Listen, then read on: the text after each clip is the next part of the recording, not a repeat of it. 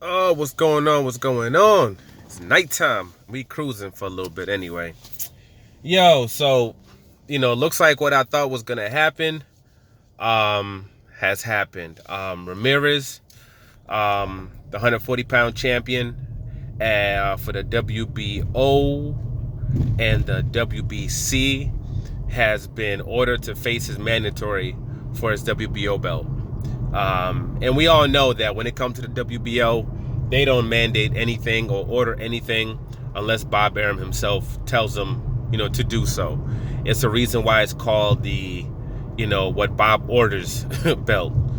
You know what I mean? That's the reason why why it's called that, because Bob Arum owns that company. You know what I mean? They work strictly right, hand in hand with him. And unless those orders come down from him, he's absolutely not going to do that. That's not going to happen. Which basically means that, an undisputed bout between Taylor and Ramirez at 140 pounds for undisputed, it looks like it's not happening.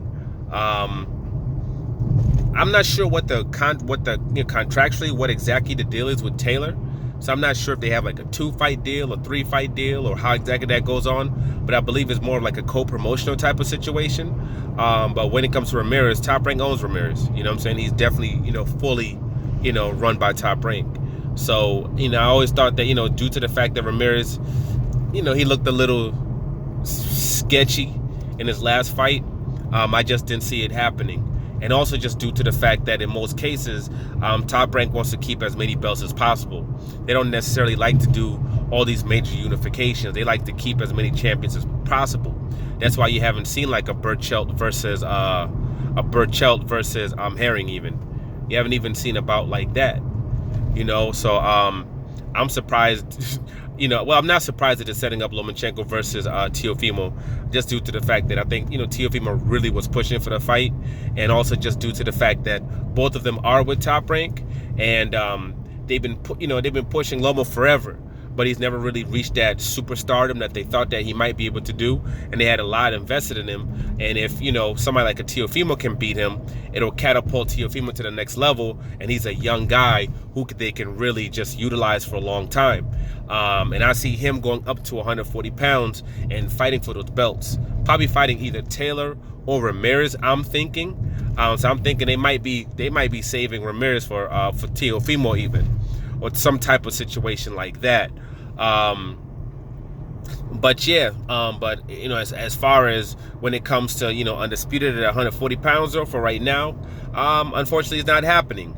And it sucks. I really wanted to see that fight. One of the fights I really wanted to see was the fight for undisputed when it pertained to the 140-pound weight division, especially with all 4 belts being in the same place. And I wanted to see Canelo Alvarez versus what the hell's the damn boy's name? Wow, this dude doesn't fight he fights Demetrius Andres. When Canelo had 3 of the belts, Demetrius had 1 of the belts. They could have did the undisputed, but that was thrown to the wayside. You know what I'm saying? So unfortunately, this looks like this is one of those situations as well. Now, also, Sean Porter, has been set as the number 1 mandatory for the WBO. Which basically has put him to a space where he's Terence Crawford's mandatory. And people are all hyped up about it now, thinking that, oh, okay, they're going to fight. You know what I'm saying? This fight's going to happen. Bud has to fight him now. But, man, like I always say, Bob Arum once said, fans are like dumb rocks that you can throw them in any direction. And basically with this situation, I think this is exactly what it is. They're just trying to throw fans into a different direction. Whoever Terence Crawford's going to fight, I believe is going to be a low-tier opponent that nobody's going to want to see. And I believe because of that, they're throwing this out there. It's almost like hey, we're giving you this, but this could happen later on. This is something that could happen in the future. This could happen next. One of those type of situations that they can kind of basically use to promote and push whatever fight that it is that they're trying to set up next. And I believe that's what it is. But like I explained with the Ramirez situation, nothing's being called unless Bob Arum says so. Absolutely nothing will be called unless Bob Arum says so. You know what I mean? So they can just, quote, have him up there. And then, obviously in a fight or two, they'll wait till Terrence Crawford maybe gets, Sean Porter maybe gets a rematch against like a Earl Spence or something of that nature. Then they'll just remove him from the ranking or something of that nature. But, or they just won't call it. They would just won't mandate a fight, and they'll just do something like that. You know what I mean? Which is very possible. So, but, so anybody that, might get hyped up about it and see it and be like, okay, here we go. You know what I mean? We're good to go. This is going to, this is going to happen.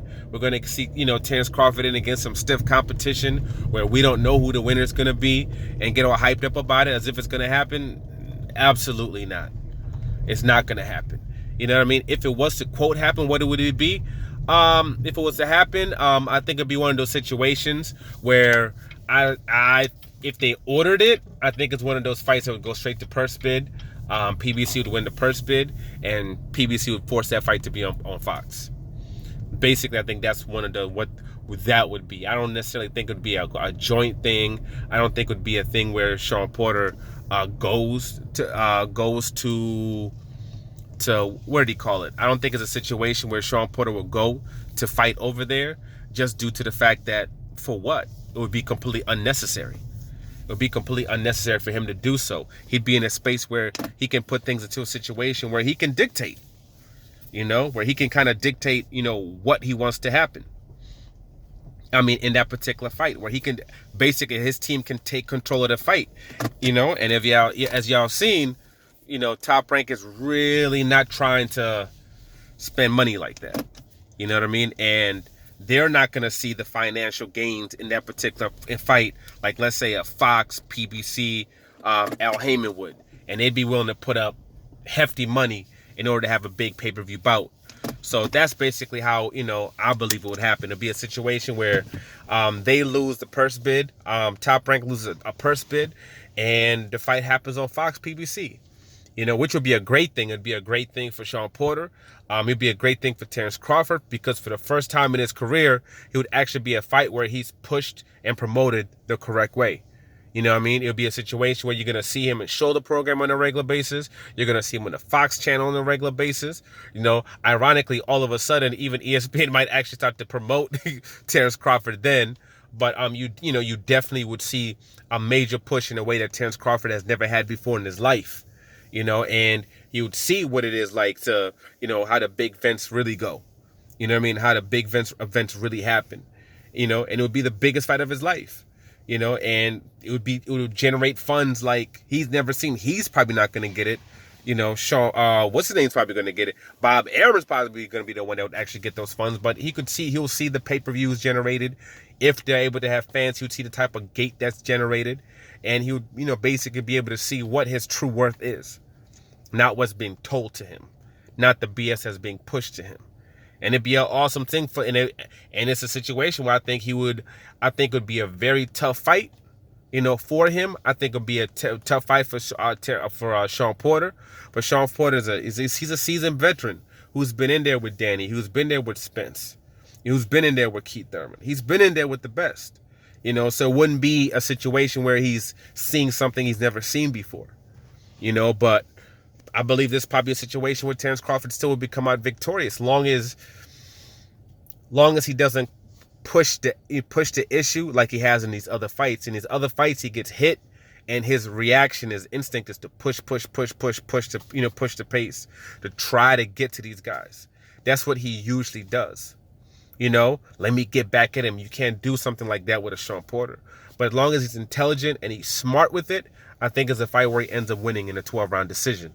In a hard fight, like 7-5 type of, 7-5 type of fight. Something like that. Something that's like a really, really close fight. But I would have him being victorious. Which is a shame. That's the biggest shame thing about this. And most of these fights you see against Ugas, against Keith Thurman, against Manny Pacquiao, you see Terrence Crawford being the victor in these particular fights, in tough fights, but in fights that he becomes victorious. But unfortunately, it's just fights that we're not going to see. None of them. And unfortunately, this is still one of the fights that I don't see happening at all. You know, so him being there as a WBO #1, I think it means absolutely nothing. It's just a BS fake carrot that they're going to try to dangle in front of the fans when they decide to put him in with whatever super low tier opponent or fighter that we don't want to see whatsoever. You know, but for now, we'll see what happens. Like I said, in the next couple of months, it's going to be crazy for boxing. But for now, like, subscribe, share. I'm out.